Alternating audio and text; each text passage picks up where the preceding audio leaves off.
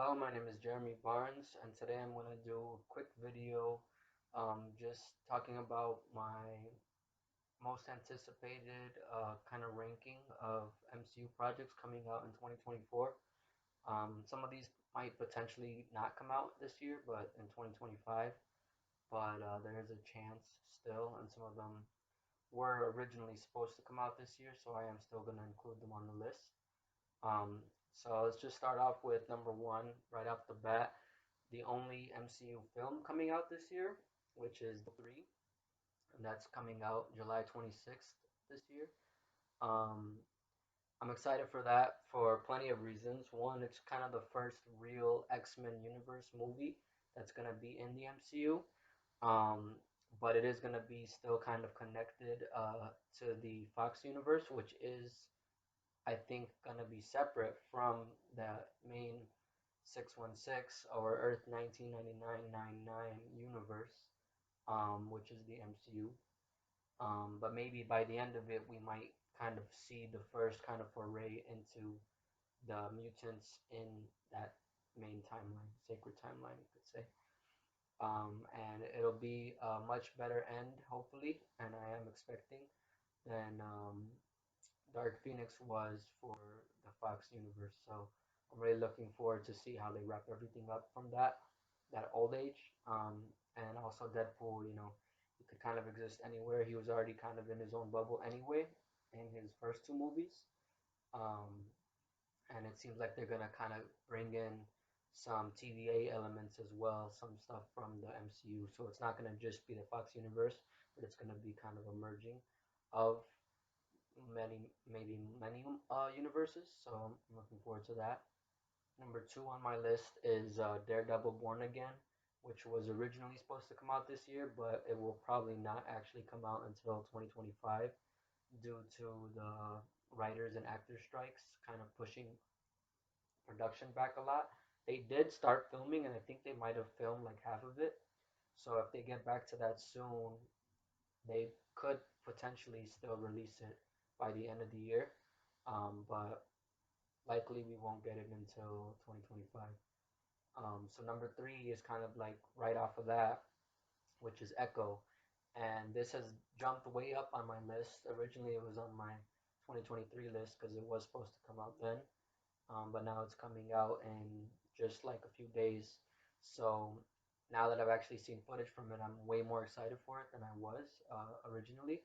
And Daredevil's gonna be in this show, doing some cool Daredevil stuff and kind of more in his grounded setting that we're more familiar with than what we saw in She-Hulk. So I'm definitely looking forward to that and seeing the Kingpin also more grounded than we saw him in Hawkeye, which was a little bit goofy. Maya was really dope in that, so I'm excited to see what she could do in her own series where she gets the spotlight. And she seems to be kind of looking to kind of take the Kingpin's place, not as Kingpin but as the Queen Pin of crime. So she might be kind of like an anti-hero where she kind of fights both sides, as we do see her fighting Daredevil in the trailer. Um, but I am also curious to know more about her backstory and her Choctaw community, which all that stuff looked really cool as well in the trailer. So I'm excited to see what the show has in store. And we get the whole thing all at once. So shortly after that, I will be doing a review as well for Echo. Now, number four on my list is Agatha, House of Harkness, which seems to kind of be like a WandaVision spin-off. And for that reason alone, I'm super excited for it. Because I still think WandaVision is probably the best MCU show to date. And even though Wanda, who was one of the things that made that show so great as the main character, is not going to be in this, I did really like Agatha a lot herself. So I am excited to see that. And maybe some Wanda kind of plot threads continue in this show, as we are supposed to see her son, at least one of them, with Billy Kaplan, who might be, actually exists now and to be adopted by somebody before teaming up with Agatha or whatever's going on with her little coven that she's got going. So yeah, I'm definitely curious to see what goes on with that and what it might potentially be set up for the Young Avengers. Sorry, that was my computer. Um, but number five on my list, and actually the rest of this pretty much is just all animated projects. Um, and the next one is Marvel Zombies, which I'm not expecting to get until around Halloween, since that would be kind of like the perfect time to release it. But they have been working on it at least since What If season one came out, which was 2 years ago. So it should be, ready in time for the Halloween season this year, I think. And that episode of What If season one was actually my favorite episode.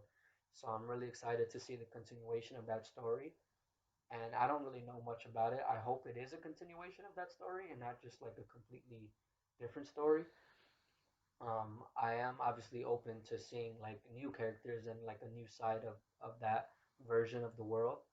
But I do hope to see a continuation of what we saw in the zombies episode of What If. I know we're getting a whole new cast, and it seems like Miss Marvel's actually going to be the main character of the series. Um, but we're also going to see Shang-Chi, some Eternals, which is cool. We haven't seen them at all since the Eternals movie. Um, and some Widows, I think. So definitely some new characters from what we saw in the What If episode. Um, and I heard that the creator of the comic book is actually going to be working on the show in some capacity, which I do not think was the case on that What If episode. So that might be kind of even more promising. Robert Kirkman is a great creator, so if he is working on it, that would be dope. Um, Sixth on my list is Spider-Man Freshman Year, which I'm a little bit less excited about now that I know that it's actually not a MCU Spider-Man prequel, but more of a alternate kind of events parallel to the MCU. Um, but it does still seem like it would be pretty cool because in this universe, Spider-Man will actually interact with some of the heroes that we know he has interacted with already, and hopefully will interact with in the future of the Sacred Timeline, such as Daredevil, which is a big theme on this list, um, and also Doctor Strange, since they are all New York-based heroes. So that would be really cool to see. And we saw Peter first in his sophomore year of high school in the MCU, so we get to see kind of like his origin. This is going to be an alternate origin of MCU Spider-Man, um, which even though it's not his actual origin, it'll at least be cool to see some stuff that might be the same in the MCU timeline, and to see Uncle Ben, which we've never got to see in the MCU. So I'm excited for it, especially just in general as a Spider-Man fan. Anything new Spider-Man that even has a small potential of being good, which most things do. Even though Sony has kind of messed up some of the movies, I think this is going to be dope. Because I've personally loved everything the MCU has done with Spider-Man, so I'm definitely looking forward to it. And then after that is X-Men '97, which I'm not as excited about just because I never really watched the X-Men series back in the '90s. And the few episodes that I have seen, I haven't like loved, so I'm not like the most excited about it.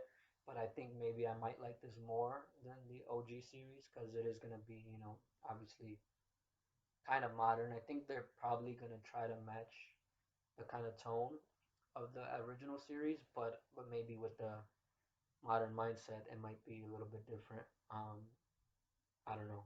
We'll see. But I am excited about it still, and I kind of do want to go back to that original '90s series to kind of catch up before this one comes out. Um, and then the last one on this list, which is unlikely to come out this year just because of the delays, but it was supposed to, is Ironheart, which is not animated but live action series, kind of spin off of Wakanda Forever, since that was Riri Williams' first introduction into the MCU. But she's gonna kind of form a little branch of the Iron Man kind of franchise. And supposedly Mephisto is supposed to finally show up in this show, which is really weird considering he hasn't shown up in any of the magic based stuff, but this is technology based. But if it does tie into some of the other stuff that we've seen so far, it could be really cool. And the way that they were pitching it was like magic versus science or technology. And I think that could be cool. We kind of got a team up of that sort of thing with Iron Man and Doctor Strange in Infinity War. So this is kind of the inverse of that. But I did like the character in Wakanda Forever, but I didn't like fall in love with her, so that's why it's not as higher on the list. And also, some of this is based off of just like not expecting it this year. Like Daredevil Born Again might be number one, but just because I don't think it's gonna come out this year, that's why I put it as number two on the list. Um, I think out of the TV shows that are coming out, I think Agatha is gonna come out first, and then maybe I'm expecting um, X-Men 97 just because we've seen more promotion of that than any of the other stuff so far in terms of the animated projects. And then I think if Spider-Man Freshman Year comes out, I think that would be next before the Halloween season with Marvel Zombies, which I think would probably be the last animated project of the year. Um, and yeah, same thing with Agatha. The live action series that might be the only one coming out this year, but we did see a little sneak peek on the WandaVision home release, so I am expecting that to come out. But Ironheart, we haven't really seen anything from besides like set photos, which were not released officially. So we'll see what happens, but it is possible that it could come out this year. So I'm just gonna keep it at that, short and sweet. Thank you for watching. I am expecting 2025 to be a better year for the MCU, but we at least got quite a few things to still look forward to, even though there's only one movie this year. So, thank you and peace out.